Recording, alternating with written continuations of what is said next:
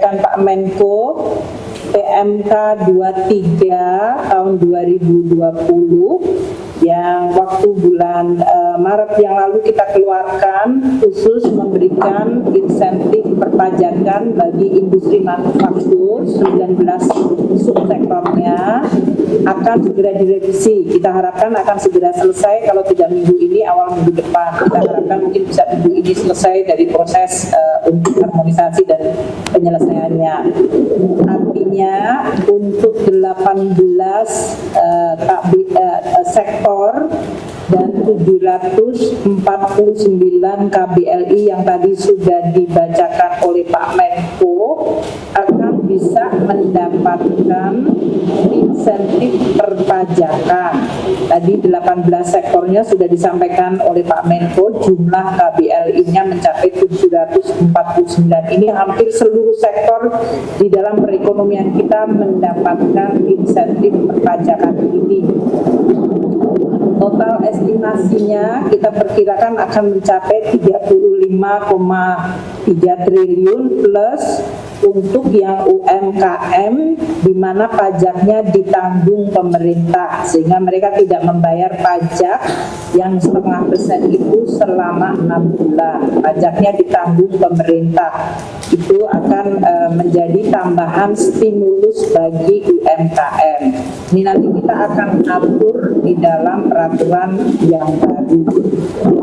Kemudian Bapak Presiden juga telah menugaskan kepada Pak Menko dan kami untuk melakukan pemulihan ekonomi dan memberikan support kepada sektor ekonomi yang terpukul akibat COVID ini, terutama untuk usaha menengah kecil. Seperti yang tertulis di dalam Perpu nomor 1 2020 pasal 11, maka program pemulihan ekonomi nasional di dalam rangka untuk mendorong atau membantu sektor usaha yang terkena COVID akan dilakukan kebijakan-kebijakan yang bertujuan untuk menyelamatkan ekonomi nasional, melindungi dan mempertahankan serta meningkatkan kemampuan ekonomi para pelaku usaha di sektor real dan sektor keuangan. Ini yang kita akan formulasikan. Yang sudah ditetapkan adalah mengenai satu, untuk kredit usaha rakyat KUR yang sekarang ini disalurkan di sektor perbankan baik bank himbara maupun non himbara, mencakup 11, juta debitur kredit usaha rakyat. Mereka akan diberikan relaksasi selama 6 bulan penundaan pokok angsuran, dan untuk pembebasan bunganya 3 bulan pertama adalah seluruh bunga KUR ditanggung pemerintah 3 bulan pertama, 3 bulan selanjutnya 50% dari bunga ditanggung pemerintah.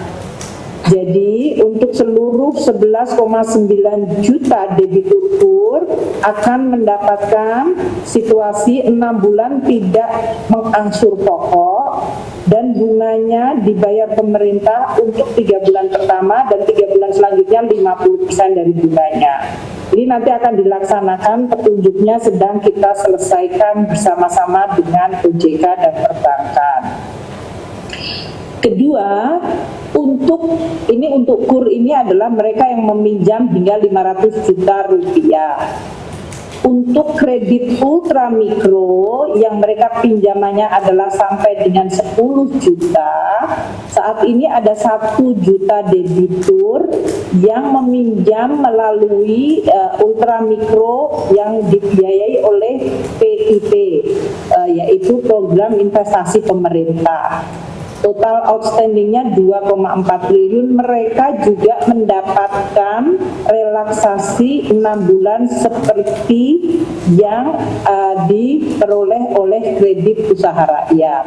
Artinya 6 bulan tidak mencicil, suku bunganya ditanggung pemerintah 3 bulan pertama dan 3 bulan selanjutnya 50% dari suku bunga tersebut. Untuk ultra mikro yang di luar PIP, yaitu seperti program Mekar, PNM, koperasi itu ada 6 juta debitur, koperasi 1,6 juta debitur yang mengikuti program semacam ultra mikro ini, dan lainnya 2,8 juta debitur. Jadi totalnya ada 10,4 juta debitur. Jadi yang ultra mikro ini totalnya adalah yang PIP, UMI dengan yang PNM Mekar plus koperasi lainnya itu ada 11,4 juta debitur. Total kreditnya itu 27,2 triliun. Mereka mendapatkan relaksasi selama 6 bulan tidak membayar pokok, ya, penundaan pembayaran pokok selama 6 bulan, dan bunganya ditanggung pemerintah 3 bulan pertama, dan 3 bulan selanjutnya adalah 50%. Bunganya ditanggung pemerintah.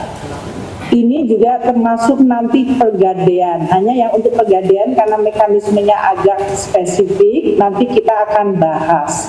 Pegadaian ini jumlah juga debiturnya cukup besar. Nah, ini yang sudah kita selesaikan untuk segera dilaksanakan. Yang kami akan finalkan dengan Pak Menko dan OJK serta Bank Indonesia adalah kredit kecil yang ada di dalam perbankan yang hampir sama nilainya dengan kredit usaha rakyat. Mereka tidak mendapatkan KUR, namun mereka pinjam dan juga termasuk dari lembaga pembiayaan. Seperti mereka yang membeli kendaraan bermotor untuk usaha, apakah itu untuk ojek dan yang lain-lain. Maka kami akan melakukan policy yang sama, yaitu mendapatkan penundaan pembayaran pokok selama 6 bulan, dan bunganya akan disubsidi pemerintah sebesar KUR tadi selama 3 bulan pertama, dan 3 bulan keduanya adalah subsidi bunganya adalah separuhnya dari KUR. Ini akan menyangkut lebih dari seluruh kreditor yang ada di perbankan dan lembaga pembiayaan yang tentu memiliki track record yang baik. Jadi dalam hal ini nanti policy ini kita berikan, namun di dalam implementasinya lembaga-lembaga keuangan ini termasuk BPR, kemudian lembaga pembiayaan dan bank-bank yang sekarang ini memberikan pinjaman pada usaha kecil dan menengah.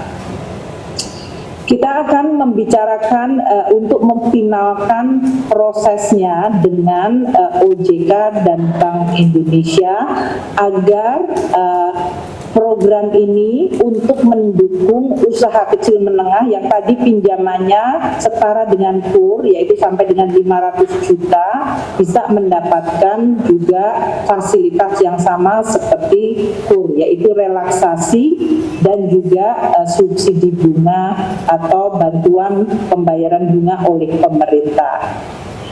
Untuk yang di atas 500 juta hingga 10 miliar seperti yang diumumkan oleh OJK, kami masih sedang dalam proses pembicaraan. Nanti kalau sudah selesai bersama Pak Menko, kita akan segera mengumumkan prosedurnya dan mekanismenya, serta apa yang dilakukan oleh pemerintah untuk membantu proses restrukturisasi ini. Saya ingin tutup dengan mengatakan bahwa di dalam program-program ini pemerintah tentu akan terus berupaya agar tidak terjadi moral hazard. Jadi dalam hal ini track record maupun kemampuan dari lembaga-lembaga keuangan melakukan restrukturisasi menjadi sangat penting, dan kita sedang memformulasikan kebijakan untuk menjaga agar kebijakan bisa membantu masyarakat namun tetap dijaga kehati-hatiannya. Untuk program yang lain, Bapak Presiden masih meminta Pak Menko dan kami untuk menghitung lagi, terutama yang masih belum masuk di dalam sistem perbankan. Tujuan kita adalah sekaligus mengajak mereka masuk di dalam sistem, apakah itu melalui UMI, apakah melalui Mekar, apakah itu melalui KUR, sehingga financial inclusion menjadi lebih baik sambil pemerintah ikut membantu mereka. Ini yang sedang kita pertama melakukan verifikasi datanya, karena data yang belum masuk di dalam sistem perbankan dan belum masuk dalam sistem bansos pemerintah, kita ingin mereka bisa masuk. Apakah dia masuk di dalam bansos, apakah dia masuk di dalam sistem keuangan, sehingga dia bisa menjadi juga bagian dari database yang bisa dimiliki oleh pemerintah. Kita sedang melakukan pembersihan dan identifikasi data tersebut. Tadi Bapak Presiden meminta Bapak Menko bersama kita semua untuk segera melakukan tersebut.